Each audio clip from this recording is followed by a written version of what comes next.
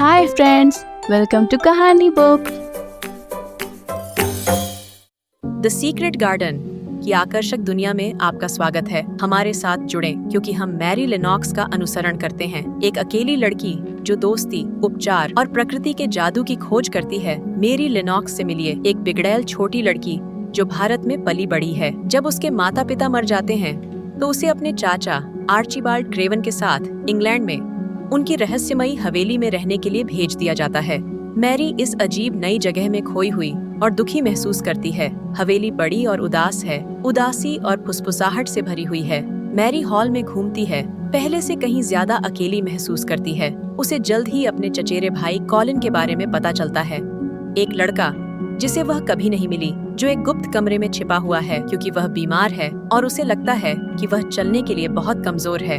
एक दिन मैदान में टहलते समय मैरी को एक रोते हुए रॉबिन की आवाज सुनाई देती है। एक्साइटेड होकर वह पक्षी का पीछा करती है और पेड़ों में छिपे एक बंद दरवाजे की खोज करती है। अपने नए दोस्त रॉबिन की मदद से वह दरवाजा खोलने में कामयाब हो जाती है और एक छिपे हुए बगीचे में कदम रखती है।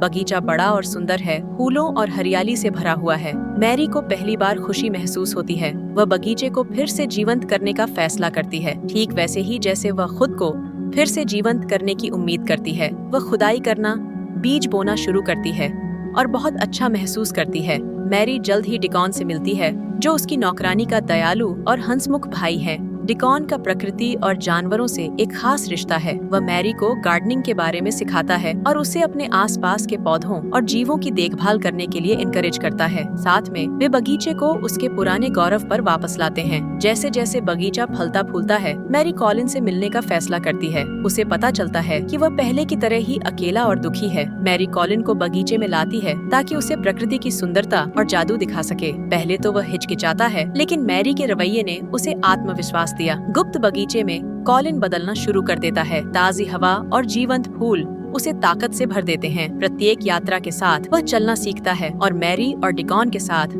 बगीचे में दौड़ता भी है। ये बगीचा उन तीनों के लिए उपचार का स्थान बन जाता है। जैसे जैसे उनकी दोस्ती गहरी होती जाती है, बगीचा आशा और नवीनीकरण का प्रतीक बन जाता है। कॉलिन के पिता मिस्टर क्रेवन घर लौटते हैं और अपने बेटे को स्वस्थ और खुश देखकर चौंक जाते हैं। उन्हें बगीचे के जादू और मैरी और डिकॉन के कॉलिन के साथ बांटे गए प्यार के बारे में पता चलता है। बगीचे के माध्यम से मैरी, कॉलिन और डिकॉन दोस्ती की शक्ति और प्रकृति के उपचार, जादू की खोज करते हैं। वे सीखते हैं कि प्यार और दयालुता से देखभाल किए जाने पर सबसे अंधेरी जगह भी जीवन और खुशी से खिल सकती है। अंत में दी सीक्रेट गार्डन हमें सिखाता है कि हम बगीचे में पौधों की तरह ही विकसित और बदल सकते हैं। यह हमें याद दिलाता है कि दोस्ती, प्यार और थोड़ी सी प्रकृति हमें ठीक होने और खुशी पाने में मदद कर सकती है, चाहे हम कितने भी खोए हुए क्यों न हो। तो आइए मैरी, कॉलिन और डिकॉन के सबक याद रखें अपने जीवन में। आइए अपनी दोस्ती को बढ़ाएं और प्रकृति की सुंदरता को अपनाएं। कौन जानता है कि हमारे अपने गुप्त बगीचों में हमारा क्या जादू इंतजार कर रहा है। द सीक्रेट गार्डन के माध्यम से इस जादुई यात्रा में हमारे साथ शामिल होने के लिए धन्यवाद।